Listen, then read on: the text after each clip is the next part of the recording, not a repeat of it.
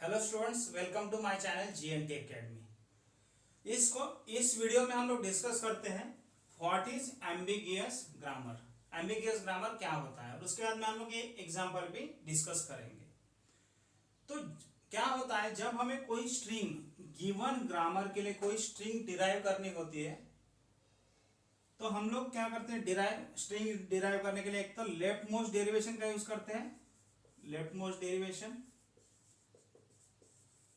या हम लोग यूज करते हैं राइट मोस्ट डेरिवेशन, या हम लोग यूज करते हैं पार्स ट्री। अभी ये तीन तरीके से हम लोग क्या कर सकते हैं, कोई स्ट्रिंग को डिराइव कर सकते हैं फॉर द गिवन ग्रामर। तो एम्बिगियस ग्रामर क्या होता है, अगर कोई स्ट्रिंग के लिए हमें एक से ज्यादा डेरिवेशन मिलता है या एक से ज्यादा पार्स ट्री मिलती है तो उस ग्रामर को कहा जाता है ambiguous grammar. If for particular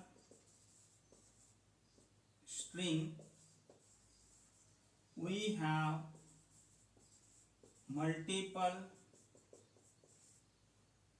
left most derivation और राइट मोस्ट डेरिवेशन और parse tree,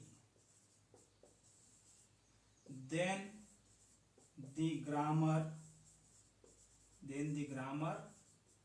is called as ambiguous grammar।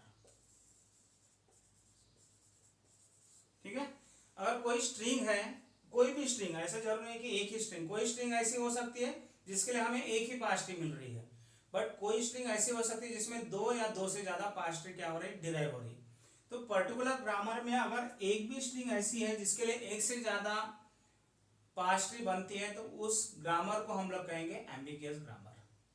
ठीक है, तो ये यहाँ पे जैसे हमने लिखा है, if for particular string we have multiple LMD, RMD और parse tree. LMD stands for left most derivation, RMD stands for right most derivation या पार्स ट्री, ये तीनों में से कोई भी एक भी चीज। ठीक है, क्योंकि तीनों चीजों का डिराइव करने का तरीका सेम ही होता है। Then the grammar is called as ambiguous grammar. ठीक है, यहां तक। उसके बाद हमें ये डिसाइड करना है, अभी जब हम लोग क्वेश्चन डिस्कस करेंगे, एग्जांपल डिस्कस करेंगे, तो हमें ये डिसाइड करना है सबसे पहले कि हमने स्ट्रिंग कौन सी कंसीडर करनी चाहिए। ठीक है, क्योंकि स्ट्रिंग कंसीडर करना बहुत इंपॉर्टेंट है, क्योंकि कुछ स्ट्रिंग ऐसी होगी जिसके लिए एक ही पार्स ट्री आएगी, तो उस केस में हम लोग ये डिटरमाइन नहीं कर पाएंगे कि ग्रामर एम्बिगियस है या नहीं है।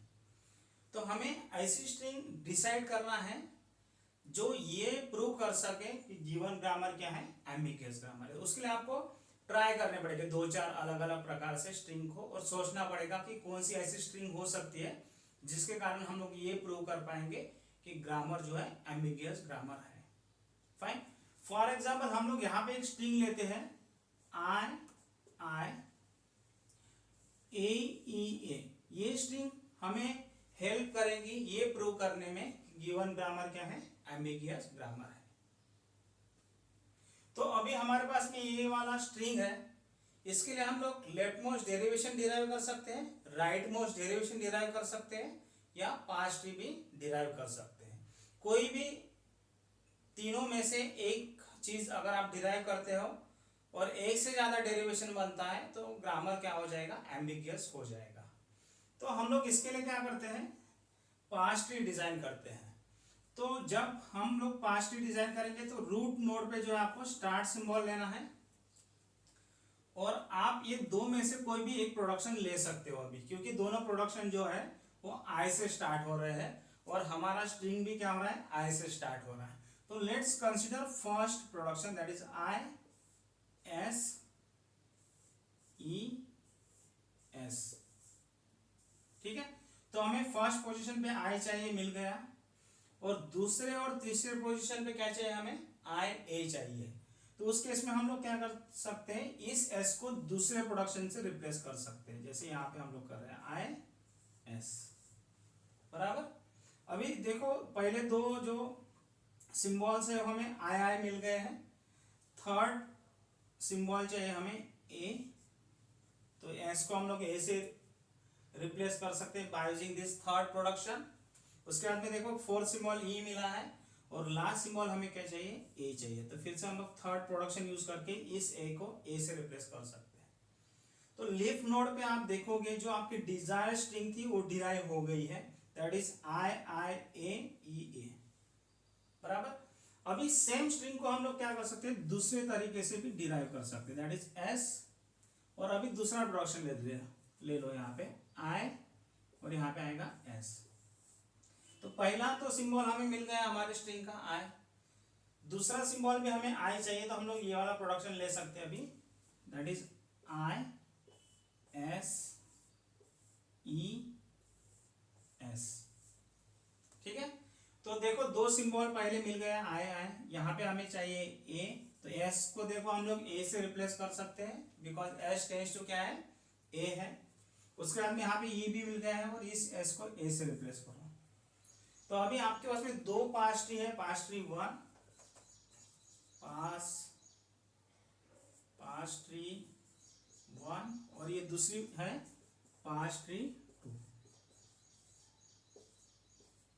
और ये दोनों पास ट्री देखो आपको अलग अलग दिख रही है। इसके कारण ये जो गिवन ग्रामर है ना, ये एम्बिगियस ग्रामर कहा जाएगा। ठीक है, क्योंकि एक स्ट्रिंग के लिए हम लोग एक से ज्यादा पास ट्री डिराइव कर पा रहे हैं, इसका मतलब है कि गिवन ग्रामर क्या है, एम्बिगियस ग्रामर है।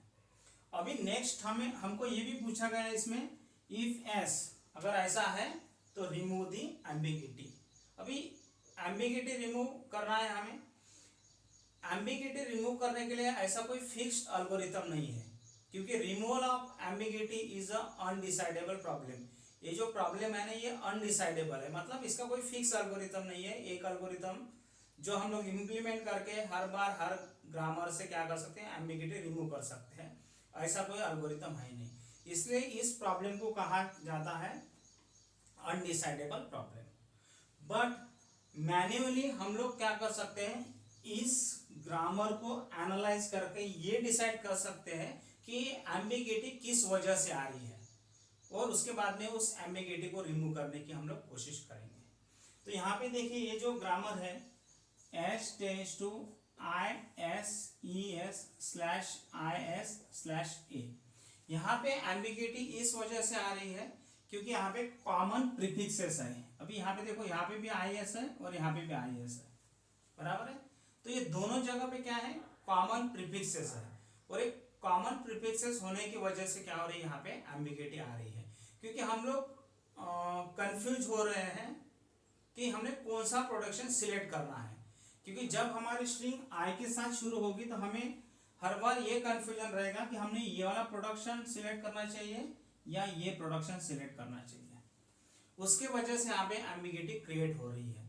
तो इसके लिए हम लोग क्या करेंगे, ये जो कॉमन प्रीफिक्सेस का जो प्रॉब्लम है, इसको रिमूव करने के लिए हम लोग एक कॉन्सेप्ट यूज करते हैं, that concept is called the left factoring. Left factoring, अभी लेफ्ट फैक्टरिंग यूज करके हम लोग क्या कर सकते हैं, कॉमन प्रीफिक्सेस का प्रॉब्लम सॉल्व कर सकते हैं। तो लेफ्ट फैक्टरिंग क्या कहता है, अगर हमारे पास में कुछ ऐसा प्रोडक्शन है S tends to A alpha one slash A alpha two slash A alpha three, तो उसके लिए हम लोग क्या करेंगे, कॉमन प्रीफिक्सेस को एज इट इज रहने देंगे, that is S tends to A, जो कि आपका कॉमन प्रीफिक्स है। और हम लोग और एक नया नॉन टर्मिनल लेंगे एस डैश, इसके साथ में कॉमन प्रीफिक्सेस के साथ में क्या करना है, नया नॉन टर्मिनल लेना है एस डैश, और एस डैश को हम लोग फिर रिप्लेस करेंगे alpha one slash alpha two slash alpha three. ठीक है, अभी ऐसा करने से क्या होगा, यहाँ पे कोई कंफ्यूजन नहीं होगा कि स्टार्ट सिंबल अगर आपके स्ट्रिंग में ए है तो कौन सा प्रोडक्शन सिलेक्ट करना है। आपको जैसे यहाँ पे कंफ्यूजन हो रहा था कि स्टार्ट सिंबल अगर ए है तो मैंने ये प्रोडक्शन लेना चाहिए, ये प्रोडक्शन लेना चाहिए या ये प्रोडक्शन, यहाँ पे कोई वो कंफ्यूजन नहीं रहेगा। यहाँ पे आपके पास में एक ही ऑप्शन है, तो यही ऑप्शन सिलेक्ट करना है। और उसके बाद में जब दूसरा सिंबल हम लोग देखेंगे, दूसरे सिंबल के हिसाब से आप ये तीन में से कोई एक प्रोडक्शन सिलेक्ट कर सकते हो। तो यहाँ पे भी वही प्रॉब्लम हो रहा है, यहाँ पे जो कॉमन पार्ट है ये हम लोग एज इट इज रहने देंगे, S tends to I S, और यहाँ पे एक नया नॉन टर्मिनल ले लेते हैं एस डैश, और फिर एस डैश को हम लोग, एस डैश की जो वैल्यू रहेंगी एक तो ई एस रहेंगी, राइट हैंड साइड जो रहेंगी वो ई एस रहेंगी, नहीं तो क्या रहेंगी, एप्सिलॉन रहेंगी, बराबर है। क्योंकि इस केस में आई एस के बाद भी कुछ भी नहीं है, इसलिए मैंने यहाँ पे एप्सिलॉन लिया है। तो एक तो आप एस डैश को ई एस से रिप्लेस करो, नहीं तो एप्सिलॉन से रिप्लेस करो, बराबर। और उसके बाद में एस टेंस टू ए जो है ये एज इट इज रहेगा। तो ये जो ग्रामर मिला है आपको, this grammar is unambiguous grammar, ये जो ग्रामर आपको मिला है ये क्या है, अनएम्बिगुअस ग्रामर है। तो इस ये ग्रामर जब आप यूज करोगे तो you will not have a multiple past string for the same string. उस केस में हमें क्या नहीं मिलेगा, मल्टीपल पास्ट स्ट्रिंग या मल्टीपल डेरिवेशंस नहीं मिलेंगे फॉर द गिवन स्ट्रिंग।